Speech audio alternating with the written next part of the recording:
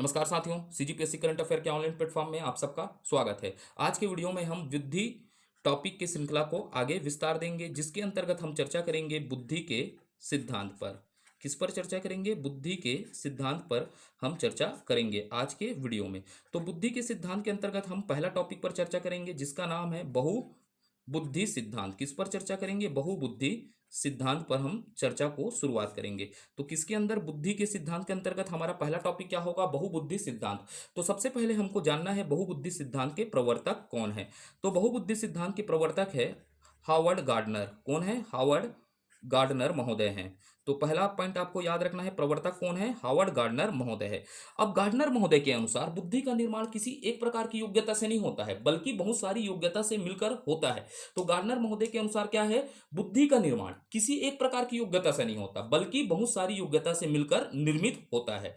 तो पहला पॉइंट हम लिखते हैं गार्डनर के अनुसार। किसके अनुसार? गार्डनर के अनुसार अनुसार बुद्धि का निर्माण, बुद्धि का निर्माण निर्माण किसी एक प्रकार के एक प्रकार की योग्यता से, किससे? एक प्रकार के योग्यता से नहीं हुआ है, नहीं हुआ है, बल्कि बल्कि यह तो बहुत सारी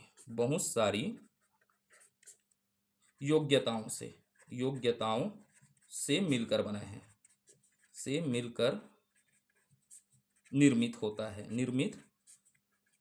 है।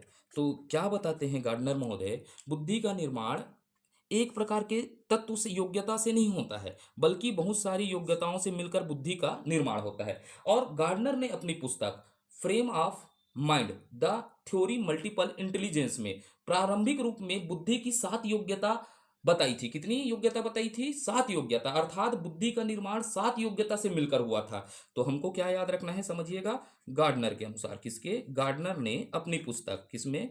अपनी पुस्तक। और आपको पुस्तक का भी नाम याद रखना होगा, गार्डनर की पुस्तक का नाम क्या है करके। तो frame of mind mind the theory theory multiple intelligence जेंस नामक किताब में। किसमें?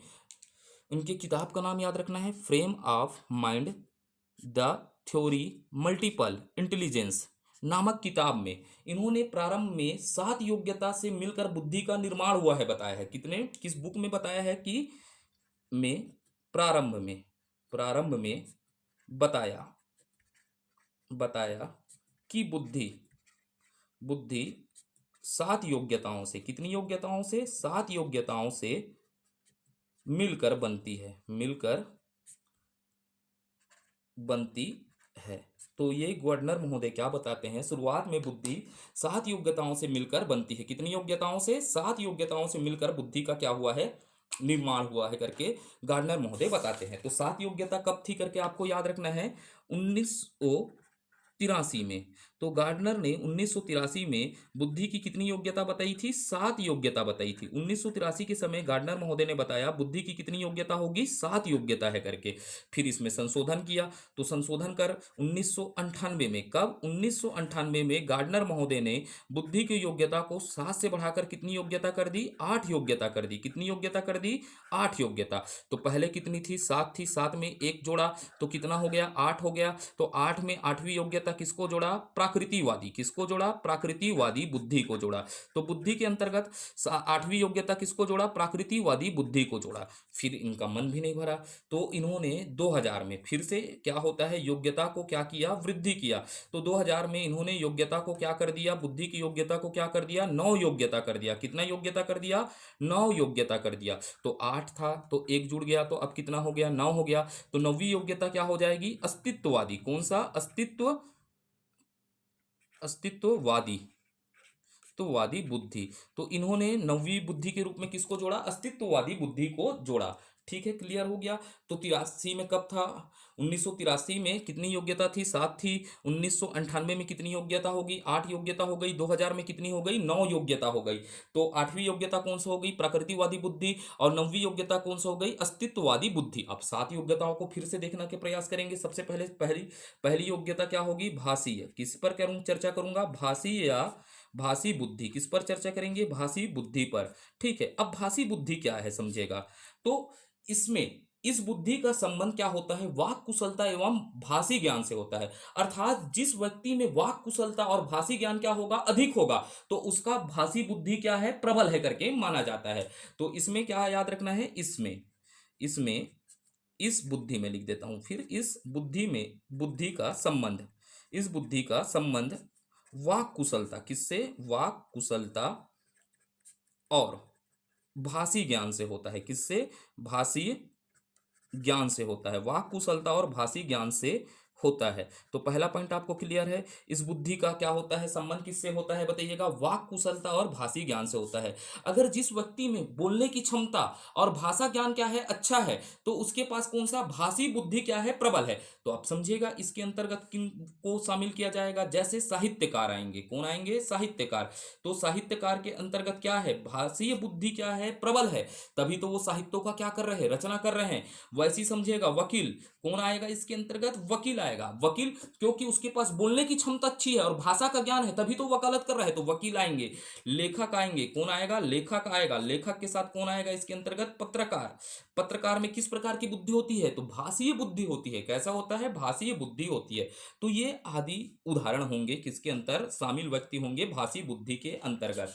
ठीक है, उसके बाद हम समझते हैं अगला, तार्किक बुद्धि पर चर्चा कर लेते हैं। किस पर? तार्किक।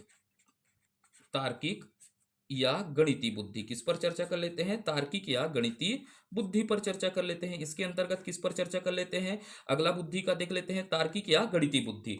अब समझेगा, तर्क करने की क्षमता और गणितीय क्षमता, मानसिक तीव्रता, इसकी योग्यता से संबंधित व्यक्ति क्या कहलाते हैं? तार्किक बुद्धि के व्यक्ति कहलाते हैं। तो समझिएगा, तार्किक बुद्धि या गणितीय बुद्धि के अंतर्गत क्या आएंगे? तर्क करने वाले। तर्क करने की क्षमता क्या आएगी? जिसके पास तर्क करने की क्षमता है। और क्या है बताइएगा? जिस व्यक्ति के पास क्या है? गणितीय क्षमता है। क्या है? गणितीय क्षमता है। क्षमता है, या क्या बोल सकते हैं? मानसिक तीव्रता। तीव्रता इस योग्यता से संबंधित है। क्या है? इस योग्यता से संबंधित है। योग्यता से संबंधित होता है। क्या होता है? इस योग्यता से संबंधित होता है। अर्थात जिस व्यक्ति के पास तर्क करने की क्षमता, गणित क्षमता, मानसिक तीव्रता है, तो उसके पास कौन सी बुद्धि है? तार्किक और गणितिक बुद्धि है। तो इसके अंतर्गत कौन आएगा समझिएगा?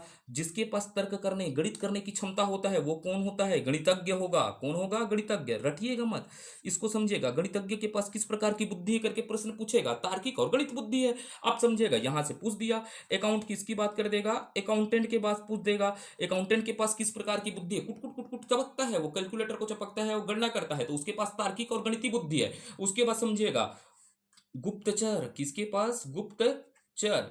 गुप्तचर के पास क्या है? तार्किक बुद्धि है। आप सीआईडी देखते हैं, गुप्तचर होते हैं। गुप्तचर क्या होते हैं? तर्क लगाते हैं कि चोर इस गली से गया था तो अगले गली में निकालेगा। तो ये सब क्या हो जाएंगे? तार्किक बुद्धि के अंतर्गत आएंगे। तो ये सब व्यक्ति कैसे व्यक्ति कहलाएंगे? तार्किक या गणितीय बुद्धि वाले व्यक्ति कहलाएंगे। उसके बाद समझते हैं शारीरिक। किसको समझ लेते हैं? शारीरिक गति बुद्धि। किसकी बात कर रहा हूं? शारीरिक या गति की बुद्धि। गति की बुद्धि पर चर्चा करते हैं। किस पर? शारीरिक या गति की बुद्धि पर क्या करते हैं? चर्चा करते हैं। अब यहां पर क्या होगा? जो व्यक्ति अपने शरीर के अंगों का संचालन अच्छी तरह से करते हैं, उसे क्या कहते हैं? शारीरिक या गति की बुद्धि के अंतर्गत वो व्यक्ति क्या होंगे? शामिल होंगे। तो समझिएगा, जो व्यक्ति अपने शरीर के अंगों का संचालन अच्छी से क्या करते हैं? अच्छी तरह से करते हैं, उसे शारीरिक और गति की बुद्धि के अंतर्गत क्या किया जाता है? शामिल किया जाता है। तो इसके अंतर्गत क्या होगा समझिएगा? जो व्यक्ति अपने शारीरिक, किसकी बात कर रहा है? शारीरिक। शारीरिक अंगों का संचालन संचालन अच्छी तरह करते हैं। ठीक है, अच्छी तरह करते हैं, तो उनके अंतर्गत किस प्रकार की बुद्धि पाई जाती है? शारीरिक या गति की बुद्धि पाई जाती है। तो आप सुने होंगे हिला दे कमरिया करके। तो कमरिया हिला रही है, तो कमरिया हिलाने का मतलब क्या होता है, बेली डांस करना। तो वो अपने क्या कर रही है, शारीरिक अंगों का क्या कर रही है, अच्छे से संचालन कर रही है। तो बेली डांस किस प्रकार का होगा, नृत्य का अंगना होगा ना, तो क्या होगा, नृत्यांगना। क्या होगा, नृत्यांगना। तो नृत्यांगना क्या है बताइएगा, शारीरिक अंगों का प्रयोग करके क्या करती है, वो क्या करती है, कार्य करती है। तो उसके अंतर्गत क्या बुद्धि है, शारीरिक या गत की बुद्धि है। नृत्यांगना के अंतर्गत क्या होता है, शारीरिक या तार्किक बुद्धि, क्या होता है, गत की बुद्धि होता है। शारीरिक या कौन सा बुद्धि होता है, गत की बुद्धि। अब इसके अंतर्गत समझेगा और कौन आएंगे, समझेगा खिलाड़ी। जैसे विराट कोहली कलाइयों का प्रयोग करके क्या करता है, अच्छे से शॉट मारता है। तो वो किसको प्रयोग कर रहा है, शरीर के अंग को प्रयोग कर रहा है ना। तो खिलाड़ी भी किसके अंतर्गत आएगा, उसके अंतर्गत क्या बुद्धि है, शारीरिक या गत की बुद्धि है। तो इसके अंतर्गत कौन शामिल हो जाएगा, खिलाड़ी आ जाएगा। कौन आएगा, खिलाड़ी भी आएगा। कौन आएगा, खिलाड़ी। आप समझिएगा, तैरना है तो डुबकना है, तरियम समझ रहे हो, जो तरियम नहाया होगा, हाथ गोड़ कैसे मारते हो ना आप, बराबर पानी में मारते हो। तो तैरने के लिए क्या चाहिए, आपके शरीर अंगों का संचालन अच्छी तरह से करोगे तभी तो आपके पास वो कौन सी बुद्धि है, तैराक के पास शारीरिक गति की बुद्धि है। कौन सा, शारीरिक और गति की बुद्धि है, तैराक आएंगे। आप समझिएगा, और उदाहरण देता हूं, मुक्केबाज मुटकम मारेगा तो वो भी देखेगा, शरीर को देखेगा, पंच उड़ाएगा और भड़ाकले मारेगा, तो मुक्केबाज भी आएगा या नहीं आएगा, सोचिएगा। ऐसे ही तो सोचना है कौन शामिल होगा या नहीं होगा, मुक्केबाज। इसके अंतर्गत क्या होगा, मुक्केबाज। आप समझिएगा, योगाचार्य हो गया, जैसे बाबा रामदेव शरीर की गति को बोलते हैं ना, सांस लीजिए, अंदर को, कपाल को क्या होता है, पेट को अंदर कीजिए, कपाल भारती कीजिए। तो योगाचार्य भी इसके अंतर्गत आएंगे, शारीरिक गति के अंतर्गत। तो योगाचार के अंतर्गत किस प्रकार की बुद्धि होगी, शारीरिक गति की बुद्धि होगी। नृत्यांगना के अंतर्गत कैसी बुद्धि होगी, शारीरिक गति बुद्धि, शारीरिक गति की बुद्धि होगी। खिलाड़ी के अंतर्गत कैसी बुद्धि होगी, शारीरिक गति की बुद्धि होगी। इस प्रकार आपको सोचकर इन प्रश्नों को क्या करना है, सब हल करना है। अब इसके बाद समझते हैं स्थानीय बुद्धि। किसकी बात करते हैं, स्थानिक, स्थानीय बुद्धि। किस पर चर्चा करते हैं, स्थानीय बुद्धि, या इसी को बोलते हैं देश की बुद्धि। तो इसके अंतर्गत क्या होता है, समझेगा, इसके अंतर्गत क्या आएगा, वस्तुकार। कौन आते हैं, वस्तुकार में। वस्तुकार में क्या होती है, स्थानीय और देश की बुद्धि होती है। अब क्यों होती है समझते हैं, वस्तुकार को हम क्यों इसके अंदर लिए, स्थानीय और देश की बुद्धि के अंतर, और उदाहरण देकर समझाऊंगा। तो स्थानीय बुद्धि का क्या होता है, प्रत्यक्षीकरण। क्या करता है, प्रत्यक्षीकरण। वस्तुकार क्या करेगा, प्रत्यक्षीकरण करेगा। समझिएगा, पहले क्या करेगा, प्रत्यक्षीकरण करेगा। तो वस्तुकार है भाई, डिजाइन बनाएगा तो प्रत्यक्षीकरण करेगा, और स्थान विशेष को ध्यान पूर्वक देखकर समझेगा। क्या करेगा, तथा अर्थात क्या करेगा, प्रत्यक्षीकरण अर्थात क्या होगा, स्थान विशेष को, किसकी बात कर रहा हूं, स्थान विशेष की देखकर, देखकर ध्यान पूर्वक समझेगा। क्या करेगा, ध्यान पूर्वक समझते हैं। क्या करते हैं, समझते हैं। तो समझिएगा, जो व्यक्ति प्रत्यक्षीकरण और स्थान विशेष को देखकर क्या करते हैं, ध्यान पूर्वक समझने का क्या करते हैं, प्रयास करते हैं, तो उसमें क्या होगा, स्थानीय बुद्धि या देश की बुद्धि क्या होगी, प्रबल होगी। तो भाई जो व्यक्ति समझेगा, प्रत्यक्ष या स्थान विशेष को देखकर ध्यान पूर्वक क्या करने का प्रयास करते हैं, समझने का प्रयास करते हैं, उसमें स्थानीय और देश की बुद्धि क्या होती है, प्रबल होती है। तो समझिएगा, कौन स्थान का देखता है और प्रत्यक्षीकरण कर क्या लगाता है, बुद्धि लगाता है। तो वस्तुकार स्थान को देखता है और स्थान विशेष को देखकर समझकर क्या बनाता है, नक्शा बनाता है। तो वस्तुकार इसके के अंतर्गत कौन सी बुद्धि होगी, स्थानिक बुद्धि हो गई। वैसे ही समझिएगा, चित्रकार क्या होगा, चित्रकार। चित्रकार प्रत्यक्ष रूप से व्यक्ति को देखता है, जैसे प्रत्यक्ष रूप से मोनालिसा का पेंटिंग बनाना था, उसको देखा होगा तभी तो उसको बनाया है ना, ठीक है। वैसे ही समझिएगा, मूर्तिकार, मूर्तिकार के सामने कुछ प्रतिबिंब होगा, उसको देखेगा तो मूर्ति बनाएगा। आप समझिएगा, इसके अंतर्गत क्या होगा, ड्राइवर। क्या होगा, ड्राइवर भी आएगा। क्यों आएगा, समझिएगा, ड्राइवर ने स्थान विशेष को देखा है, और स्थान विशेष को देखा नहीं रहता तो अभी के जमाने में तो गूगल मैप है, पहले के जमाने में था क्या, नहीं था। तो ड्राइवर ने क्या किया है, स्थान विशेष को देखकर पूर्व से क्या समझा है, तो उसके बुद्धि में कौन सा बुद्धि है, स्थानीय बुद्धि है, क्योंकि उसने स्थान विशेष को देखकर उस जगह को पहुंचने के लिए क्या किया है, प्रयास किया है। तो ड्राइवर आएगा, इसके अंतर्गत क्या आ जाएगा, ड्राइवर आ जाएगा, ठीक। तो और भी क्या लिख सकते हैं, ट्रैफिक पुलिस। ट्रैफिक पुलिस क्या देखता है, सिग्नल को देखकर, प्रत्यक्ष रूप से सिग्नल देखता है तो अब क्या को देता है, रुकने का संदेश देता है। तो ये हो जाएगा स्थानीय की बुद्धि होगा। कौन सा बुद्धि हो जाएगा, स्थानीय की बुद्धि के अंतर्गत होगा। अब देखते हैं इसके अंतर्गत अगला, संगीतात्मक बुद्धि। कौन सा, संगीतात्मक, संगीतात्मक बुद्धि या संगीतात्मक बुद्धि। ठीक है, मैं लिख अच्छा दिया हूँ, थोड़ा सा बोलने में क्या हो रहा है, परेशानी हो रहा है, गला सूख रहा है, प्यास लग रहा है, लेकिन अपने को रुकना नहीं है।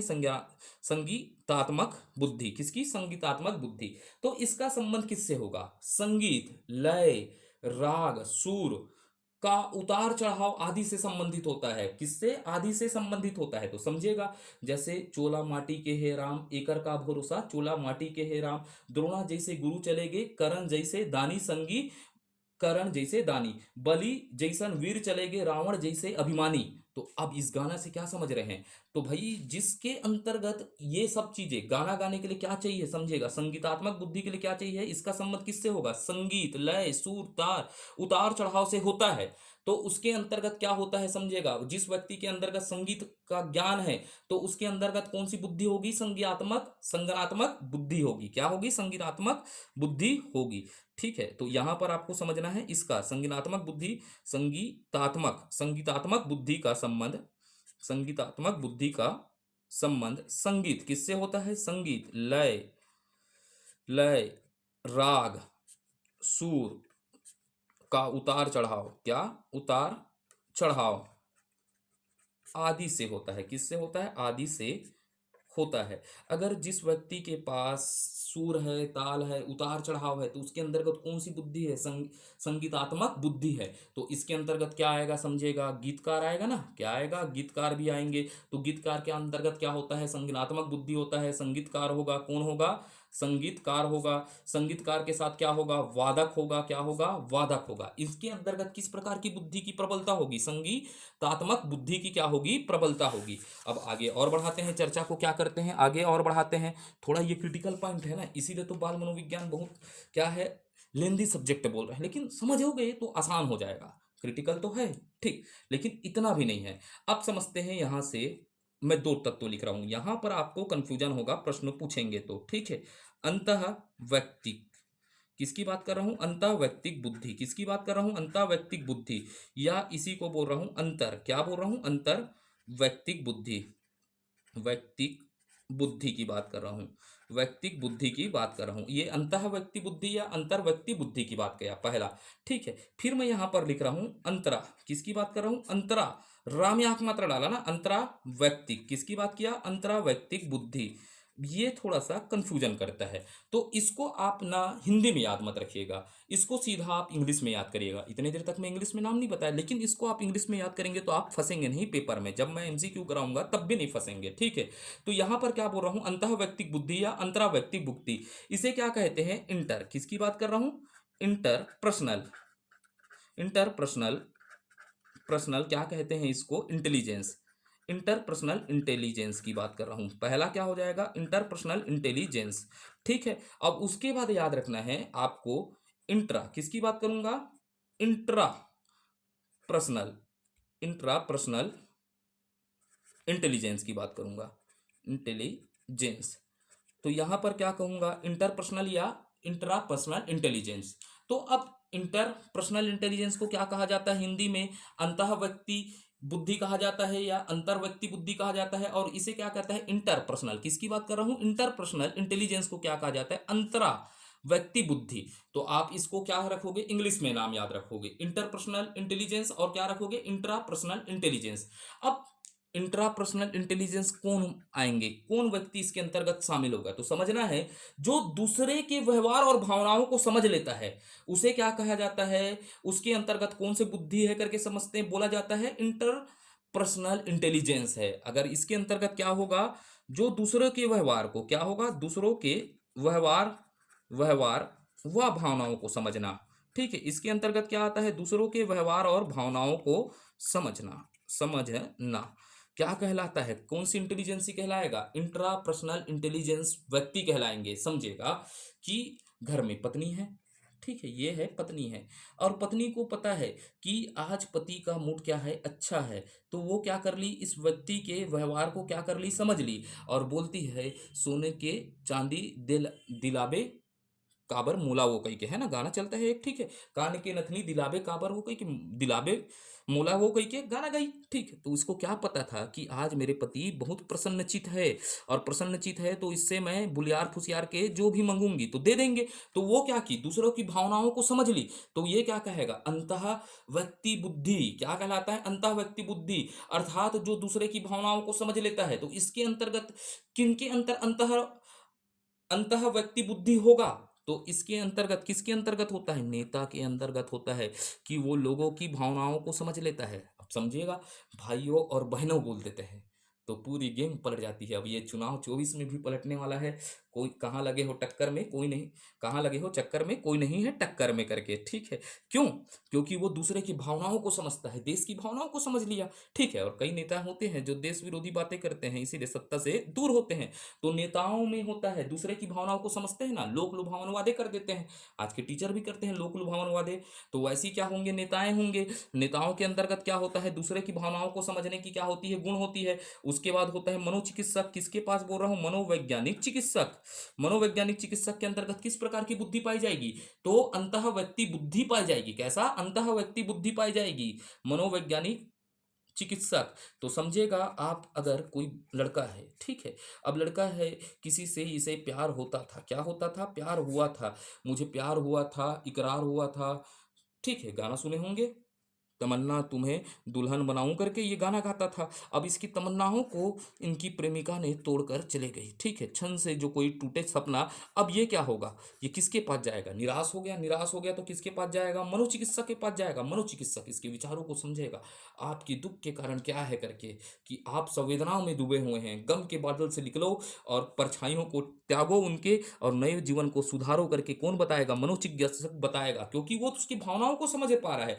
वैसी समझेगा आप, कूटनीतिक होते हैं, क्या होते हैं, कूटनीतिक के अंतर्गत किस प्रकार की बुद्धि होती है, अंतः व्यक्तिक बुद्धि। इसी को अंतः व्यक्तिक बुद्धि याद नहीं रखना है, इंटर पर्सनल इंटेलिजेंस होता है करके याद रखना है, ठीक है। काउंसलर लिख दीजिएगा, काउंसलर भी होता है, ठीक है भाई, काउंसलर को लिख लीजिएगा, काउंसलर को याद रखिएगा। काउंसलर के अंतर्गत भी क्या होता है, इंट्रा पर्सनल, क्या होता है, इंटरपर्सनल इंटेलिजेंस होता है। उसके बाद अंतर व्यक्ति को समझेगा, अंतर अंतरा व्यक्ति, जो क्या होता है, इसके द्वारा खुद के, किसके, खुद के साथ इंटरेक्ट करता है। ये क्या करता है, इसके द्वारा क्या होता है, जिसके अंतर्गत क्या होता है, इंट्रापर्सनल क्या होता है, इंटेलिजेंस होता है। तो खुद के साथ क्या करता है, इंटरेक्ट करता है, क्या करता है, इंटरेक्ट किया जाता है। इसके द्वारा क्या होता है, इस बुद्धि के द्वारा खुद के द्वारा क्या किया जाता है, इंटरेक्ट किया जाता है। वो अपने भावना और विचारों को समझता है, क्या करता है, अपने भावना और विचारों को समझने में क्या हो जाता है, लीन हो जाता है। मुझ में तुझको तेरा सोपत क्या लागत है, मोर वाला हो जाता है। तो समझिएगा, जो तुझको तेरा सोपत क्या लागत है, मोर बोल दिया तो अर्थात वो क्यों हो जाएगा, जिसके अंतर्गत क्या आएंगे, आध्यात्मिक बुद्धि। जो अपने बारे में समझेगा, सोचेगा, तो उसमें क्या हो जाएगा, अंतरा व्यक्ति बुद्धि की प्रबलता है, तभी वो अपने बारे में, स्वयं के बारे में क्या सोचने का सोच रहा है। तो स्वयं के बारे में कौन सोचते हैं, आध्यात्मिक व्यक्ति सोचते हैं, खुद का चिंतन करते हैं। संत महात्मा योगी ध्यान में लीन होते हैं, तो उनके अंतर्गत क्या है, समझेगा, इंट्रापर्सनल इंटेलिजेंस है। दार्शनिक हो जाएंगे, कौन हो जाएंगे, आध्यात्मिक लिख देता हूं, क्या हो जाएंगे, आध्यात्मिकों के अंतर्गत क्या है, इंट्रापर्सनल इंटेलिजेंस होता है। आध्यात्मिक नेता लिख दिया, ठीक है, आध्यात्मिक नेता। वर्तमान के नेताओं को नहीं बात कर रहा हूं ना, तो आध्यात्मिक नेता, ठीक है। अब समझते हैं अगला, प्राकृतिकवादी बुद्धि। थोड़ा क्रिटिकल है और बोरिंग टॉपिक है, लेकिन इंटरेस्ट पैदा करिए और समझिएगा। प्राकृतिकवादी बुद्धि, किसकी बात कर रहा हूं, प्रकृतिवादी बुद्धि। अब प्रकृतिवादी बुद्धि क्या होते हैं, वे लोग जो प्रकृति से जुड़े ज्ञान एवं प्रयोग में क्या होते हैं, माहिर होते हैं, उनके अंतर्गत क्या होता है, प्राकृतिकवादी बुद्धि होता है। क्लियर है। ऐसे लोग लोगों लोग लिख देता हूं, लोग जो प्रकृति, किसकी बात कर रहा हूं, प्रकृति से जुड़े ज्ञान, ऐसे लोग जो प्रकृति से जुड़े ज्ञान एवं प्रयोगों में माहिर होते हैं, क्या होते हैं, प्रयोगों में माहिर होते हैं, क्या होते हैं, माहिर हो, उनके अंतर्गत क्या होता है, प्राकृतिक बुद्धि क्या होती है, प्रबल होती है। जैसे आप डाल देते हैं उदाहरण, जैसे क्या डाल सकते हैं, जंतु विज्ञान विज्ञानी, उनके अंतर्गत क्या है, प्राकृतिक बुद्धि है, जंतु विज्ञानी। जीव विज्ञान क्या होगा, जीव वैज्ञानिक हो जाएगा, ठीक है। पर्यावरणविद, पर्यावरणविद, तो इनके अंतर्गत क्या है बताइएगा, प्राकृतिक बुद्धि की प्रबलता है। तभी ये तो प्रकृति के बारे में जुड़े हुए चीजों को क्या कर रहे हैं, जानने में महारत रख रहे हैं। उसके बाद देखते हैं अगला, 9वां देख लेते हैं, अस्तित्ववादी बुद्धि। अस्तित्व अस्तित्ववादी बुद्धि। तो अब आज के बाद आइडेंटिफिकेशन कर लोगे कि किसके पास, निम्न में से किसके पास किस प्रकार का बुद्धि होगा करके पूछेगा। तो अस्तित्ववादी बुद्धि क्या है? जो लोग ब्रह्मांड एवं प्रकृति के रहस्य को जानना चाहते हैं तो उनके अंदर अस्तित्ववादी बुद्धि है। जो अस्तित्व की बात करते हैं, ब्रह्मांड और प्रकृति के रहस्यों को जानना चाहते हैं, वैसे के अंतर्गत क्या है? अस्तित्ववादी बुद्धि है। आप लोग के अंदर ऐसा वाला बुद्धि नहीं आना चाहिए, नहीं तो आप पगला जाओगे, ठीक है। ऐसे लोग जो ब्रह्मांड किसकी बात करते हैं? ब्रह्मांड एवं प्राकृतिक की रहस्यों को, किसको? रहस्यों को जानना चाहते हैं। क्या करना चाहते हैं? जानना चाहते हैं। तो वो कौन होंगे बताइएगा? अस्तित्ववादी बुद्धि होगा। जैसे मान लीजिएगा विचारक, क्या है? विचार करता है। विचारक के साथ क्या हो गया? दार्शनिक भी हो गया। दार्शनिक के बाद भी क्या होगा? अस्तित्व की बात करेगा, ठीक है। खगोल शास्त्री, कौन सा हो जाएगा? खगोल शास्त्री आदि। तो ये हुआ हमारा कौन सा? पहला सिद्धांत हमारा खत्म होता है, ठीक है। तो अब अगला सिद्धांत पर चलते हैं। क्या करते हैं? अगले सिद्धांत पर शुरुआत करते हैं, ठीक है। सिद्धांतों को संक्षिप्त रूप में परिचय करने का प्रयास कर रहे हैं, लेकिन सिद्धांतों से प्रश्न पूछता है। आपके टेट में आप देख लीजिएगा, टेट की एग्जामों में किस पर पूछा गया है? आपके सीधे प्रश्न पूछे जाते हैं अंतः व्यक्ति बुद्धि और क्या होता है? अंतरा व्यक्ति बुद्धि। सीधा के सीधा प्रश्न है, टेट के उठाइएगा। निम्न में से कौन सा अंतरा व्यक्ति बुद्धि के अंतर्गत आएगा और अंतः व्यक्ति बुद्धि के अंतर्गत शामिल किया जाएगा? उठाकर तो देखिए पेपर, ठीक है। मुझे दिल लगी भूल जानी पड़ेगी करके आप समझ पाएंगे फिर, ठीक है। थोड़ा पढ़ना पड़ेगा, जटिल है, लेकिन कोशिश तो करेंगे, बनना चाहिए। 10 नंबर है, निर्णायक है। समूह कारकी सिद्धांत। अब ये भी एक ठोक समूह कारकी सिद्धांत, इसको सटासट खत्म करने का प्रयास करते हैं, ज्यादा डिप्थ नहीं घुसते। समूह कारकी सिद्धांत। तो सबसे पहले किसी भी सिद्धांत के प्रवर्तक को याद रखिए। किसको याद रखिए? प्रवर्तक को। एला नहीं बुलाना है ना, बुलाओ धोखा खा जाओ, ठीक। हॉस्टल वार्डन में प्रवर्तक। तो प्रवर्तक कौन है? लुईस क्या है? थर्स्टन, ठीक है। लुईस थर्स्टन महोदय हैं। इसके प्रवर्तक क्या हैं? लुईस थर्स्टन महोदय हैं, ठीक है। तो इन्होंने बुद्धि की, क्या है? इन्होंने बुद्धि की 7 प्रकार की प्राथमिक मानसिक योग्यता बताई, ठीक है। मानसिक योग्यता होती है करके बताई। क्या होती है बताई? 7 प्रकार की मानसिक योग्यता होती है। तो प्रश्न पूछेगा समूह की कार्य सिद्धांत में बुद्धि के कितनी प्रकार की योग्यता होती है? तो 7 प्रकार की योग्यता होती है। तो पहले 7 प्रकार की योग्यता को लिख देता हूं, सटासट याद करना है। पहला होगा शाब्दिक अर्थ कारक। शाब्दिक अर्थ कारक होगा पहला। क्या हो जाएगा? शाब्दिक अर्थ कारक। शाब्दिक अर्थ कारक होगा। फिर दूसरा कौन सा हो जाएगा? शाब्दिक प्रवाह कारक हो जाएगा। शब्द प्रवाह कारक होगा। शब्द प्रवाह कारक होगा। पहला क्या हो जाएगा? शाब्दिक अर्थ कारक हो जाएगा, शब्द प्रवाह कारक होगा। तो निम्न में से कौन सा नहीं है करके प्रश्न पूछ दिया तो आप हड़बड़ाएं मत, इसीलिए धीरे धीरे याद करिएगा। इसीलिए मैं बहुत जल्दी जल्दी पढ़ाने का प्रयास नहीं कर रहा हूँ, धीरे धीरे सप्ताह में 2-3 वीडियो लाऊं, आपके लास्ट तक पूरा रटा जाएगा। एमसीक्यू तो इसमें हम 500 प्लस एमसीक्यू करने का प्रयास करेंगे, तभी हमसे क्वेश्चन बनेगा। नहीं तो मैं आपको गारंटी देता हूं, आप अगर एमसीक्यू नहीं करेंगे तो क्वेश्चन बना पाना थोड़ा टफ हो जाएगा। तो हमारा प्रैक्टिस पर हम क्या करेंगे? पूरा फोकस करेंगे। तो शब्द प्रवाह कारक हो जाएगा। इसके बाद क्या हो जाएगा? स्थानिक या देशिक कारक। तो बुद्धि के पहला कारक क्या बोलते हैं करके याद रखना है, ठीक है। इसी को शब्द अर्थ कारक बोलते हैं या शब्द अर्थ क्षमता भी बोलते हैं। शब्द प्रवाह कारक बोलते हैं। स्थानीय या दैसिक कारक बोलते हैं। उसके बाद क्या होता है? अंकिक कारक होता है। क्या होता है? अंकिक कारक होता है, ठीक है। अंकिक कारक के साथ क्या होता है? तार्किक कारक होता है। इसके अंतर्गत कौन सा कारक होता है? तार्किक कारक होता है। उसके बाद क्या होता है? स्मृति कारक होता है। कौन सा कारक होता है? स्मृति कारक। ये हो गया हमारा छठवां कारक हो गया, ठीक है। सातवां कारक को हमको याद रखना है प्रत्यक्षात्मक।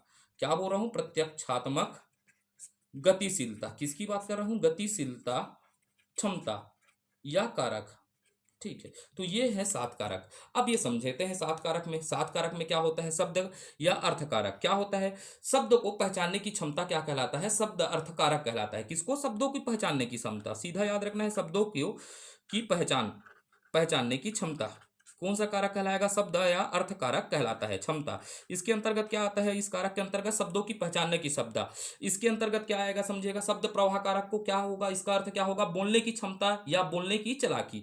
तो इसको क्या कहेंगे बताइएगा? बोलने की क्षमता। क्या है? बोलने की क्षमता। को बोलने की क्षमता किससे आएगा? शब्द प्रवाह कारक से आता है, ठीक है। तो ये बुद्धि की 7 प्राथमिक मानसिक योग्यता के अंतर्गत क्या है? शब्द प्रवाह कारक क्या देता है? बोलने की क्षमता देता है, ठीक है। उसके बाद होगा दैसिक या स्थानिक कारक, तो क्या होता है, ये कल्पना करने की शक्ति आती है।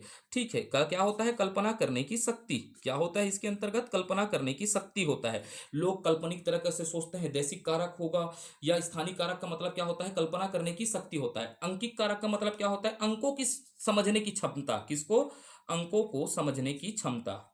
इसके अंतर्गत क्या होगा, इसका अर्थ अंकों को समझने की क्षमता, इसको क्या कहते हैं, अंकीय कारक कहते हैं। अंकों को समझने की क्षमता। तार्किक का मतलब होता है तर्क वितर्क करना, क्या होता है, तर्क वितर्क करने की क्षमता, तर्क वितर्क करने की क्षमता किसके अंतर्गत निहित है करके बताइएगा। तार्किक कारक अब आपके अंदर होगा, ठीक है, आपकी प्राथमिक मानसिक योग्यता में आपके पास तार्किक कारक होगा तो आप तर्क वितर्क करने की क्या रखेंगे, क्षमता रखेंगे। आपकी प्राथमिक मानसिक योग्यता के अंतर्गत स्मृति कारक क्या होगा, प्रबल होगा, तो आप क्या करने होगा, याद करने की क्षमता होगी, क्या होगी, याद करने की क्षमता होगी, आपके अंतर्गत क्या होगी, याद करने की क्षमता होगी।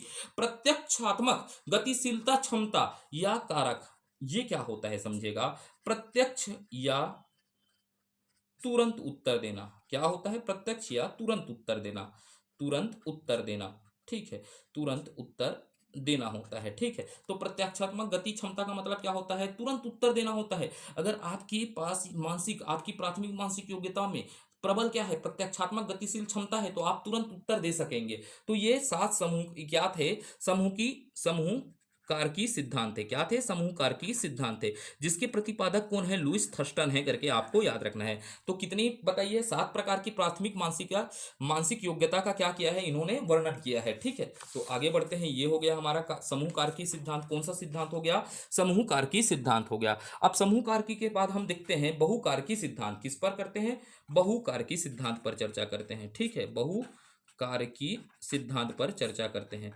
किस सिद्धांत पर चर्चा करते हैं, बहुकारकी सिद्धांत पर हम चर्चा करते हैं। अगला टॉपिक क्या होगा, अगला सिद्धांत क्या होगा, बहुकारकी सिद्धांत। तो इसको याद रखना है, प्रवर्तक, क्या याद रखना है, प्रवर्तक क्या है, एडवर्ड एडवर्ड ली थार्नडाइक एडवर्ड ली थार्नडाइक महोदय हैं। कौन है, एडवर्ड ली थार्नडाइक महोदय हैं।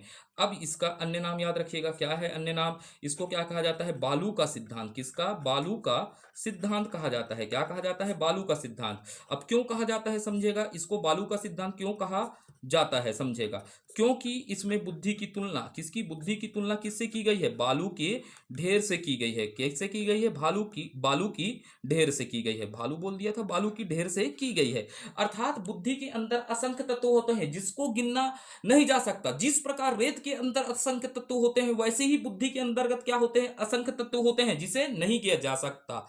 तो अब यहां पर ऐसे ही समझिएगा, बालू का ढेर बना देता हूं।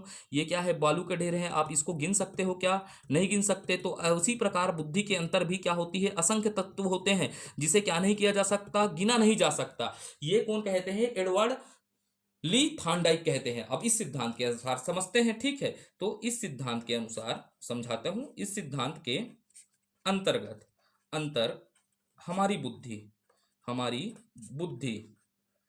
कई असंख्य, क्या बोल रहा हूं, कई असंख्य तत्वों से, किससे, तत्वों से मिलकर बनी है। ठीक है, जिस प्रकार रेत का ढेर क्या होता है, कई असंख्य तत्वों से मिलकर बनता है, उसी प्रकार क्या होता है, बुद्धि भी कई असंख्य तत्वों से मिलकर बनी होती है। ठीक है, अब इस सिद्धांत की तुलना किससे की गई है, रेत के ढेर से की गई है। इस सिद्धांत की तुलना, क्या बोल रहा हूं, तुलना बालू के ढेर से, किससे, बालू के ढेर से की गई है, ढेर से की गई है। इसकी तुलना किससे की गई है, बालू के ढेर से की गई है। ठीक है, आप समझते हैं, जिस प्रकार, क्या कह रहा हूं, इस बालू के ढेर को समझिएगा। जिस प्रकार बालू का ढेर, ठीक है, धीरे धीरे क्या होता है, नीचे की तरफ क्या हो रहता है, ज्यादा क्या रहता है, घनत्व रहता है। धीरे धीरे ऊंचे जाने पर इसका क्या होता है बताइएगा, साथ क्या होना चालू हो जाता है, कम हो जाता है। तो भालू का ढेर क्या होगा, नीचे तरफ ज्यादा होगा, ऊंचाई में जाने पर क्या हो जाता है, कम हो जाता है। उसी प्रकार कठिनाई के स्तर में कमी आने पर क्या होता है, कठिनाई के स्तर के कमी के साथ बुद्धि के स्तर में भी क्या होती है, कमी होती है। जैसे हमको कठिनाई कम महसूस होगा, हमारा बुद्धि का स्तर भी क्या होगा, कम होगा। आप महसूस करेंगे, कठिनाई में बुद्धि ज्यादा काम करता है। जब आप कोई कठिनाई नहीं है, जिंदगी मजा में चल रहा है, तो बुद्धि भी निराशाजनक सोए रहेगा। तो यहां पर क्या कहते हैं, जिस प्रकार, किसकी बात कर रहा हूं, जिस प्रकार बालू की ढेर में, किसमें, बालू का ढेर धीरे धीरे ऊंचाई के साथ कम होता है, कम होता है। पास पसीना, थोड़ा सा वेट करता हूँ, थोड़ा सा आँख में पसीना घुस रहा है। ठीक है, थोड़ा देर में अपन क्या करेंगे, चर्चा करेंगे। मुंडी हिलाने के नतीजा है ये। ठीक है, पन्ना भी गीला हो गया, थोड़ा सा बदलते हैं ना, थोड़ा सा रुकते हैं। तो क्या कह रहा हूं, जिस प्रकार बालू के ढेर धीरे धीरे ऊंचाई के साथ क्या होता है, कम होता है। ठीक है, उसी प्रकार आपको याद रखना है, उसी प्रकार कठिनाई, किसकी बात करूंगा, कठिनाई का स्तर, स्तर कम करने पर, कम करने से, कम करने के साथ, स्थाई का क्या बोल रहा हूं, कठिनाई का स्तर कम करने के साथ बुद्धि का स्तर भी क्या होता है, कम होता है। बुद्धि का स्तर क्या होता है, कम होता है, कम हो जाती है। ये है आपका क्या है, बहुकारकी सिद्धांत। इसमें आपको किसने दिया करके याद रखिएगा, प्रवर्तक एडवर्ड ली थांडाइक ने दिया था करके। ये क्लियर हुआ। ये हो गया हमारा बहुकारकी सिद्धांत। बहुकारकी सिद्धांत के बाद हम पढ़ लेते हैं त्रिआयामी सिद्धांत पर चर्चा कर लेते हैं। किस पर, त्रिआयामी सिद्धांत। थोड़ा ये क्रिटिकल है ना, समझना है। यहाँ से प्रश्न पूछेंगे आपको, और मैं इसको जटिलता से, जितनी भी जटिल प्रश्न पूछे उसको आपको मैं बताने का प्रयास करूंगा। त्रिआयामी सिद्धांत, इसी को बोलते हैं विमीय, विमीय सिद्धांत। मैं वो चित्र बनाकर नहीं बताऊंगा, लेकिन इसको एकदम आसानते से बताऊंगा। आसान क्या बोलूंगा, आसान तरीके से बताने का प्रयास करूंगा। उसके बाद इसको बोलूंगा त्रियामी सिद्धांत। इसका नाम क्या है, त्रियामी सिद्धांत भी कहा जाता है। इसी को क्या कहते हैं, बुद्धि का संरचना सिद्धांत कहते हैं। इसी को क्या कहते हैं, बुद्धि का संरचना का सिद्धांत भी कहा जाता है। इसी को क्या कहा जाता है, बुद्धि की संरचना का सिद्धांत कहा जाता है। अब इसके प्रवर्तक कौन है, पहले याद रख लेते हैं। प्रवर्तक कौन है, प्रवर्तक है जेपी गिलफर्ड। क्या है, जेपी गिलफर्ड है। ठीक है, कौन है, जेपी गिलफर्ड है करके याद रखिएगा। कौन है इसके प्रवर्तक, जेपी गिलफर्ड है। और कब किया गया था, 1967 में इसको क्या किया है, दिया है। ठीक है, कब क्या किया, इसका प्रतिपादन कब किया है, 1967 में किया है। ठीक है, तो इन्होंने क्या कहा, बुद्धि के, किसके, बुद्धि के 3 आयाम होते हैं। कितने आयाम, 3 आयाम, या क्या बोल रहा हूं, दृष्टिकोण। किसकी बात कर रहा हूं, बुद्धि के 3 आयाम, दृष्टिकोण, या क्या होते हैं, विमाएं, विमाएं या संरचना, इसी को बोलते हैं संरचना होता है करके। ठीक है, तो कितने आयाम होते हैं करके बताया, बुद्धि के 3 आयाम होते हैं करके। ठीक है, इन्होंने बुद्धि के 3 आयाम बताए हैं। पहला क्या होगा, विषय वस्तु। कौन सा हो जाएगा, विषय वस्तु। पहला आयाम क्या होगा, विषय वस्तु होगा। दूसरा आयाम आपको क्या याद रखना है, संक्रियाएं। क्या याद रखना है, संक्रियाएं। संक्रियाएं के बाद क्या होगा, परिणाम होगा। क्या होगा, परिणाम। परिणाम को ही क्या कहते हैं, उत्पादन। तो कितने संक्रियाएं, 3 संक्रियाएं। बुद्धि की कितनी संक्रियाएं बताए हैं करके पूछेगा प्रश्न, 3 संक्रियाएं। पहला हो जाएगा विषय वस्तु, दूसरा क्या हो जाएगा, पहला क्या हो जाएगा, विषय वस्तु। कितने आयाम बताए हैं, 3 आयाम। पहला विषय वस्तु, दूसरा क्या हो जाएगा, संक्रिया, तीसरा क्या हो जाएगा, परिणाम या उत्पादन हो जाएगा। क्या हो जाएगा, परिणाम या उत्पादन। अब क्या होगा, विषय वस्तु का मतलब क्या होता है, समस्या। किसका, समस्या। विषय वस्तु को हम क्या कहेंगे, समस्या कहेंगे। कि भाई आपके पास किस प्रकार की समस्या आ रही है, तो आपका वो क्या होगा, विषय वस्तु होगा। आप समस्याओं को बात क्या करोगे, विषय वस्तु का मतलब होगा ऑब्जेक्ट हो गया। ठीक है, अब उसके बाद संक्रियाओं को मतलब क्या करोगे, ऑपरेशन करोगे। तो समस्या का हल कहलाएगा संक्रिया कहलाएगा। समस्या का हल क्या कहलाता है, संक्रिया कहलाता है। वैसे ही समस्या के परिणाम क्या कहलाएगा। अगर आपने समस्या के हल में क्या हो जाते हैं, सफल हो जाना, तो समस्या का समाधान क्या कहलाएगा, परिणाम कहलाएगा। ठीक है, समस्या का समाधान, सामान्य भाषा में समझेगा। विषय वस्तु क्या होता है, समस्या। अगर समस्या हमारे लिए क्या है, एक विषय वस्तु है, फिर हम क्या करते हैं, उसको विषय वस्तु को क्या करते हैं, संक्रियाओं में भेजते हैं, अर्थात समस्या का हल करते हैं। और समस्या का हल करते हैं तो क्या होता है, समस्या का समाधान होता है। तो विषय वस्तु, संक्रिया, परिणाम। तो जैसे मान लेते हैं, एक समस्या को मान लेते हैं कि किसी के पास विषय वस्तु क्या है, समस्या क्या है, मेकअप है। क्या है, मेकअप है। किसी, आप समझेगा, मैं नाम नहीं लेता, नहीं तो बेचारे लोग निराश हो जाएंगे। ठीक है, इनका जन्म सिद्ध अधिकार है। मेकअप क्या है, किसी का विषय वस्तु है। तो विषय वस्तु क्या हो गया, मेकअप हो गया मान लीजिएगा। अब वो क्या करेंगे, उसकी समस्या का मेकअप भी एक समस्या था मान लीजिएगा। किसी को तैयार होना है, शादी में जाना है, एकदम बन ठन के, लहरा के, बल खा के, ठीक है, ठीक वैसी वाला तैयार होके जाते हैं इन लोग। ठीक है, तो वो क्या करेंगे, सुबह आप देखे रहेंगे तो वो अलग दिखेंगे। ठीक है, अभी क्या हो रहे, इनके पास समस्या है, सुबह अलग प्रकार के दिखते हैं। अब इनके पास समस्या आया, हमको क्या करना है, अपने प्रकार को क्या करना है, बदलना है। तो इनका समस्या क्या था, विषय वस्तु क्या हो जाएगा, मेकअप। अब मेकअप करना है तो इन क्या करेंगे, संक्रियाएं। संक्रियाएं का मतलब है समस्याओं का हल। हल का मतलब क्या करेंगे, लिपा पोती करेंगे ना। क्या करेंगे, लिपा पोती करेंगे। और लिपा पोती करेंगे तो इनका समस्याओं का क्या होगा, हल की प्रक्रिया शुरू हो गई, लिपा पोती। उसके बाद क्या होगा, परिणाम क्या होगा, मैं इतनी सुंदर हूं, क्या करूं, इतनी सुंदर हूं, मैं क्या करूं, क्या करूं। तो आप भी समझिएगा, खुदा ने इन्हें कितना अच्छा बनाया है करके। लेकिन इनकी विषय वस्तु क्या थी, मेकअप थी, समस्या। ठीक है, समस्या का हल लिपापोती किया, और मैं कितनी, मैं इतनी सुंदर हूं, मैं क्या करूं। अब समझे, समझ पाए तो ठीक है, ऐसी कहानी को नरेट करेगा। तो इनकी वस्तु कितनी होती है, 3 आयाम है, विषय वस्तु, संक्रियाएं और क्या है, परिणाम है। तो इनके 3 आयाम कितने हो जाएंगे, विषय वस्तु, संक्रिया और क्या हो जाएगा, परिणाम हो जाएगा। ठीक है, तो अब समझते हैं विषय वस्तु। तो सुनते हैं, अब इसको मैं बताता हूं आगे। इसको वो डब्बा वाला सिद्धांत नहीं बनाऊंगा, नहीं तो डब्बा वाले में आप पागल हो जाओगे। ठीक है, तो यहां पर मैं क्या बोल रहा हूं, विषय वस्तु, किसकी बात किया, विषय वस्तु। ठीक है, विषय वस्तु के साथ क्या बोला, संक्रियाएं, संक्रियाएं के साथ क्या बोला, उत्पादन। ठीक है, तो हमारे पास क्या आया होगा, समस्या, समस्या का समाधान किसमें होगा, संक्रियाओं में, संक्रियाओं के समस्या का क्या होगा, मिलेगा, समस्या का हल कहाँ होगा, संक्रिया में, संक्रिया के बाद क्या होगा, उस समस्या का समाधान कहाँ होगा, उत्पादन में। ठीक है, तो हमारे पास समस्या किसके कारण, किस तरह पैदा होती है, समझेगा, विषय वस्तु के अंग क्या होंगे। तो मैं बात करता हूं शुरुआत में, किसमें बात करता हूं, शुरुआत में। तो इसके अंतर्गत कौन कौन से शामिल होते हैं, विषय वस्तु के अंतर्गत कौन कौन से तथ्य आएंगे। तो पहला आता है आकृति। आकृति से भी समस्या पैदा होती है, समझेगा, ये त्रिभुज की आकृति है या ये चौकोन की आकृति है, तो ये विषय वस्तु के अंतर्गत सबसे पहले क्या आएगा, आकृति। आकृति भी आपके पास समस्या पैदा करेगी। उसके बाद क्या हो जाएगा, संकेत, क्या आएगा, संकेतिक, क्या आएगा, संकेतिक आएगा। उसके बाद क्या होगा, शाब्दिक।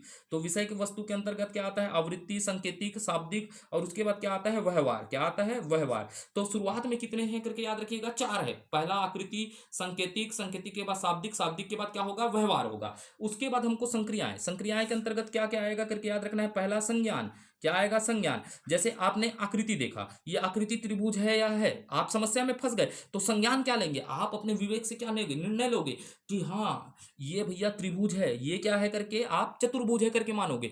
तो आपके पास संक्रियाओं में क्या आएगा, संज्ञान। यहां पर समस्या का समाधान होगा, संज्ञान। संज्ञान के बाद क्या होगा, स्मरण, क्या होगा, स्मरण, स्मरण होगा। किसमें हो जाएगा, स्मरण।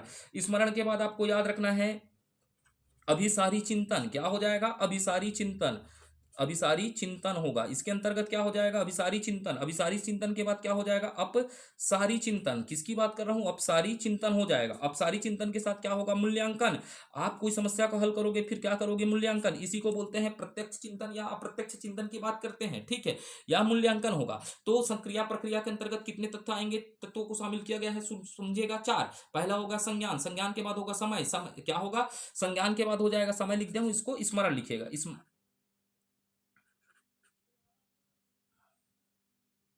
स्मरण, स्मरण लिखेगा, क्या लिखेगा, स्मरण। स्मरण के बाद अभिसरण और क्या हो जाएगा, अपसारी चिंतन और मूल्यांकन होगा। अब उत्पादन होगा, उत्पादन के अंतर्गत क्या क्या शामिल होंगे। ठीक है, तो शुरुआत में इकाई होगा, क्या होता है, इकाई। इकाई के बाद वर्ग, वर्ग के बाद संबंध, क्या होता है, संबंध। संबंध के बाद क्या होता है, प्रणाली, क्या होता है, प्रणाली। प्रणाली के बाद रूप, रूपांतरण, क्या होगा, रूपांतरण। रूपांतरण के बाद होता है निहितार्थ, निहितार्थ, निहितार्थ, निहितार्थ, क्या होगा, निहितार्थ होगा। तो शुरुआत में इसके अंतर्गत कितने थे करके याद रखना है। शुरुआत में इसके अंतर्गत 4 थे, इसके अंतर्गत कितने थे, 5 थे, और इसके अंतर्गत कितने थे, 6 थे। ये क्लियर हुआ हो रहा है या नहीं हो रहा है, थोड़ा सा जटिल है, समझेगा। इसके विषय वस्तु के अंतर्गत क्या थे करके समझेगा। शुरुआत में क्या थे, देखिएगा, आकृति आता है, संकेतिक आता है, संकेतिक के बाद शाब्दिक, शाब्दिक के बाद व्यवहारिक, व्यवहारिक के बाद क्या आता है, संज्ञान, संज्ञान के बाद क्या होता है, स्मरण। सक्रिया में क्या आता है, समझिएगा, सबसे पहले संज्ञान, संज्ञान के बाद क्या होता है, स्मरण, स्मरण के बाद क्या होता है, अभिसारी चिंतन, अभिसारी चिंतन के बाद क्या होता है, अपसारी चिंतन, मूल्यांकन। इसके अंतर्गत क्या होता है, इकाई, इकाई के अंतर्गत क्या, इकाई के बाद क्या होता है, वर्ग, वर्ग के बाद क्या होता है, संबंध, संबंध के बाद प्रणाली, प्रणाली के बाद रूपांतरण, रूपांतरण के बाद निहितार्थ, निहितार्थ। ठीक, तो ये हो गए इसके अंग हो गए। ठीक है, अब समझिएगा यहां से प्रश्न कैसे पूछेगा। प्रथम चरण में किसमें पूछेगा, प्रथम चरण में, किसे में, प्रथम, शुरुआत में, या शुरुआत में बोलेगा। ठीक है, मूल कारक की संख्या, शुरुआत में मूल कारक, तो ये सब इनके अंदर के कारक हैं। तो शुरुआत में मूल कारकों की संख्या पूछेगा, क्या पूछेगा आपसे, शुरुआत में मूल कारकों की संख्या। तो शुरुआत में वस्तु के अंतर्गत कितने मूल कारक थे बताइएगा, 4 कारक थे। अब इसके संक्रिया के अंतर्गत कितने कारक थे बताइएगा, 5 कारक थे। वैसे उत्पादन के अंतर्गत कितने कारक थे, 6 कारक थे। तो 5 और 20, और 20 इंटू करेंगे 6, तो 120 कारक थे। मूल कारक कितने थे या तत्व कितने थे बताइएगा, 120 तत्व थे। कितने, 120 तत्व थे। उसके बाद क्या हुआ, प्रथम संशोधन होगा, किसमें, प्रथम संशोधन के बाद पूछेगा आपको। शुरुआत में मूल कारक पूछ दिया तो आप कितना बता दिए बताइएगा, 120। क्यों, यहां पर 4 थे, वस्तु के अंतर्गत 4 थे, संक्रिया के अंतर्गत कितने थे कारक, कितने थे, 5 थे। ठीक है, इसके अंतर्गत कितने थे, 6 थे। लेकिन प्रथम संशोधन के बाद आपको कारकों की संख्या पूछेगा तो आप क्या करेंगे।